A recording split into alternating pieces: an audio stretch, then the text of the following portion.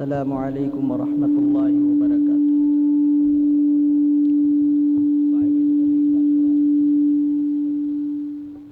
کہتے ایک بات ہو رہا ہے، کتنی دیر کا وقت ہے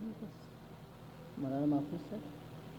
کتنی دیر کا وقت مولانا محفوظ سر؟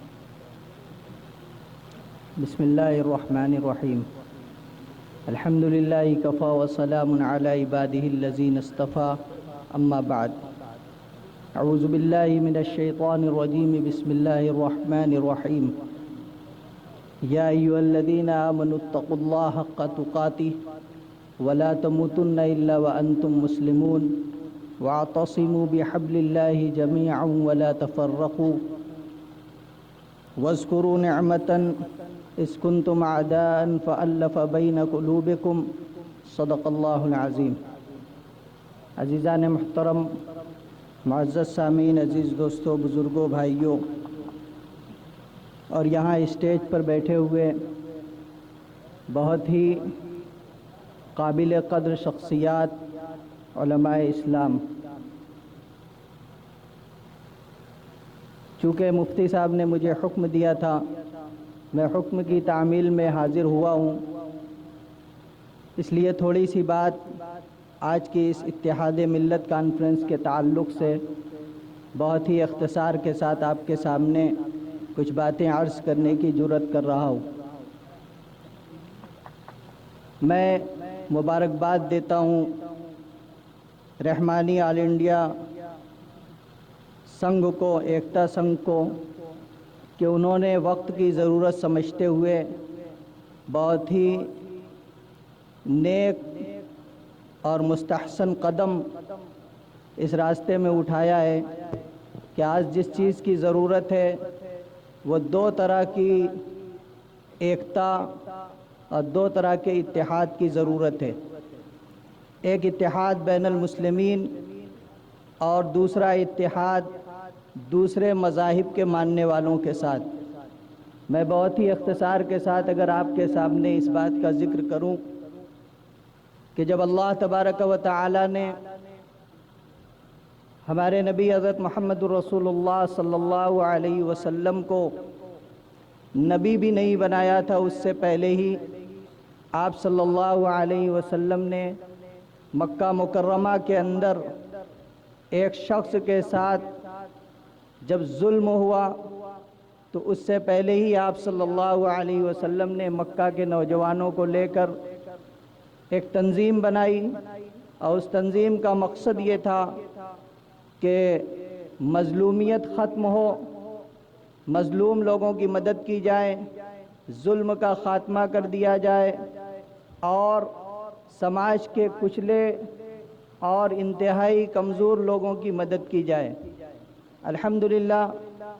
آج یہ بیڑا، جیسا کہ مجھے بتایا گیا اور معلوم ہوا لوگوں کی باتوں سے،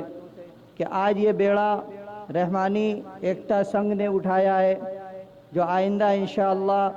میں گزارش کروں گا کہ آپ اپنے اس کام کے اندر کسی بھی قوم کی تفریق نہ کریں، بلکہ یکساں طور پر جو بھی لوگ مظلوم ہیں، جو کمزور ہیں، آپ ان کی مدد کریں۔ اور یہی پیغام ہے حضرت محمد الرسول اللہ صلی اللہ علیہ وسلم کا۔ دوسری بات جو میں بہت تفصیل سے عرض کرتا، لیکن چونکہ وقت بہت کم ہے، میں نے آپ کے سامنے قرآن کریم کی ایک لمبی آیات ہیں، کئی آیتوں پر مشتمل بہت ساری آیات، اگر آپ اس مضمون کو سمجھنا چاہیں کہ مخالف حالات کے اندر قرآن کریم نے ہمیں کیا رہنمائیاں عطا فرمائی ہیں، اور قرآن ہم سے کن کن چیزوں کا مطالبہ کرتا ہے۔ اگر اتحاد بین المسلمین کی بات کی جائے تو اللہ تبارک و تعالی نے سب سے پہلے ارشاد فرمایا، یا ایھا الذین آمنوا اتقوا اللہ حق تقاتہ، کہ اے ایمان والو اللہ سے ڈرو جیسا کہ اس کا حق ہے۔ دوسرے نمبر پر فرمایا، واعتصموا بحبل اللہ جمیعا ولا تفرقوا، کہ افتراق پیدا مت کرو، الگ الگ خانوں میں مت بٹو،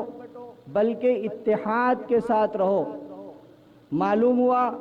کہ دو چیزیں ہمیں آگے لے جانے کے لیے، ہمیں سرخروئی عطا کرنے کے لیے، ہمیں کسی عزت سے سرفراز ہونے کے لیے دو بنیادی چیزیں ہیں،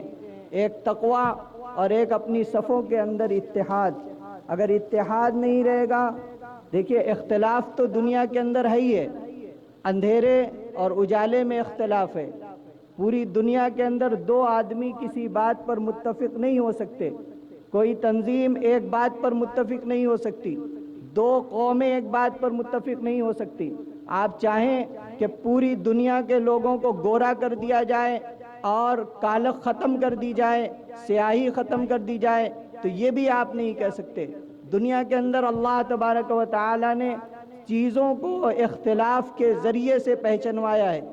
مختلف اشیاء، مختلف چیزیں اللہ تبارک و تعالی نے پیدا کی ہیں، اگر آپ ان کو چاہتے ہیں کہ ایک کر دیں تو یہ ناممکن سی بات ہے، آپ کو اللہ تبارک و تعالی کی تخلیق کو بدلنا پڑے گا۔ لیکن اللہ تبارک و تعالی نے خود اتحاد بین المسلمین، ایک اور دوسرا تقوی، اور اس کو پیدا کرنے کے لیے دوسری جگہ فرمایا، جہاں فرمایا وَدَّ كَثِيرٌ مِّنْ أَهْلِ الْكِتَابِ لَوْ يَرُدُّونَكُم مِّن بَعْدِ إِيمَانِكُمْ حَسَدًا كُفَّارًا حَسَدًا مِّنْ عِندِ، وہاں فرمایا وَأَقِيمُوا الصَّلَاةَ وَآتُوا الزَّكَاةَ۔ جب نماز کا وقت آ جائے تو مسلمان نماز کے ذریعے سے اپنی صفوں کے اندر اتحاد پیدا کریں۔ اور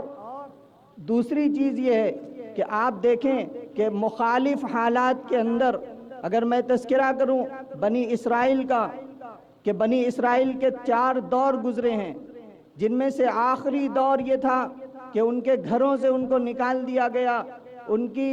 جگہ جگہ بے عزتی ہو گئی، اور جب وہ قوم اس نتیجے پر پہنچ گئی کہ اب ان کا کوئی والی اور مددگار اور ان کا کوئی حمایتی باقی نہیں رہا، تو انہوں نے اپنے نبی، جو اس زمانے میں ان کے نبی تھے، ان سے فرمایا کہ آپ ہمارے لیے ایک بادشاہ مقرر کر دیجئے، آپ ہمارے لیے ایک قائد مقرر کر دیجئے جو ہمارے کاموں کو دیکھے، جس کی بات مان کے ہم سرخرو ہو سکیں۔ تو اللہ تبارک و تعالی نے ان کے لیے قائد کا اعلان فرمایا، اور جب قائد بنا دیا گیا اور قائد بن گیا تو اس نے کہا کہ دیکھو ایک قوم ہے جس سے تم کو لڑائی کرنی ہے اور اس قوم کے پاس چلنا ہے، اگر تم اس لڑائی کے اندر اور اللہ تبارک و تعالی کے بخشے ہوئے امتحان کے اندر کامیاب ہو گئے تو انشاءاللہ تم بیت المقدس کو بھی فتح کر لو گے، تمہاری لوٹی ہوئی عزت، تمہاری جو ہے کھوئی ہوئی ذلت اور عزت سب کچھ تم کو مل جائے گی، دنیا میں سرخرو ہو جاؤ گے۔ اور پھر انہوں نے امتحان دیا۔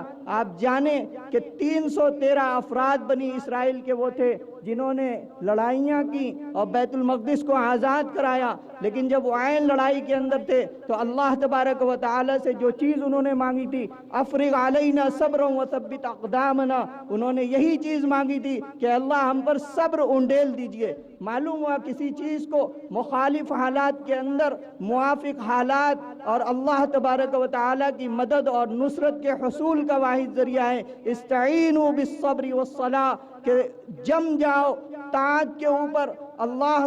کے احکام کے اوپر، محمد الرسول اللہ صلی اللہ علیہ وسلم کی لائی ہوئی شریعت کے اوپر جم جاؤ اور نماز کی پابندی کرو، اچھی اچھی نمازیں پڑھتے رہو اور اللہ سے ثابت قدمی مانگتے رہو۔ افرغ علینا صبرا وثبت اقدامنا، اے اللہ ہمارے قدموں کو جما دیجئے، ہمارے اوپر صبر انڈیل دیجئے۔ جب اللہ تبارک و تعالی سے یہ دعا کی گئی تو اللہ تبارک و تعالی نے ان کے ہاتھوں پر بیت المقدس کو بھی فتح کرایا، ان کی لوٹی ہوئی عزت بھی مل گئی۔ میرے دوستو، آج قوم مسلم ہر طرف سے جیسے ایک سیلاب آیا ہوا ہے، ایک سیلاب ان کے اوپر امڑ رہا ہے، اور وہ ہر طرف سے اب یہ سمجھ رہے ہیں کہ ہمارا کوئی پرسان حال نہیں ہے، ہمارا کوئی حمایتی اور مددگار نہیں ہے۔ میرے دوستو، تمہارا اللہ تمہارے انتظار میں ہے کہ استعینوا بالصبر والصلاۃ، تم اللہ سے مدد مانگو کہ اللہ نماز کے ذریعے سے اور ثابت قدمی کے ذریعے سے راتوں کے اندر رو کے اللہ سے مدد مانگو، لوٹ آؤ اللہ کو اس پیغام کی طرف، احکام شرعیہ کو پورے طور پر اپنے اندر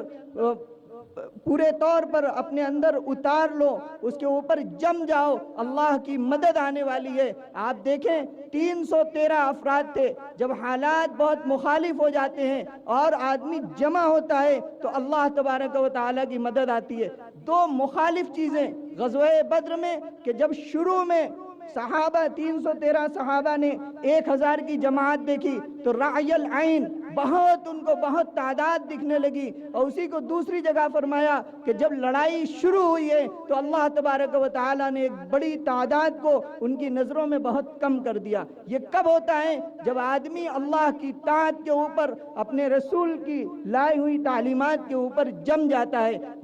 میں اس شعر کے ساتھ اپنی بات ختم کروں گا: فضائے بدر پیدا کر فرشتے تیری نصرت کو، فضائے بدر پیدا کر فرشتے تیری نصرت کو، اتر سکتے ہیں گردوں سے قطار اندر قطار ربی، وآخر دعوانا الحمدللہ رب العالمین۔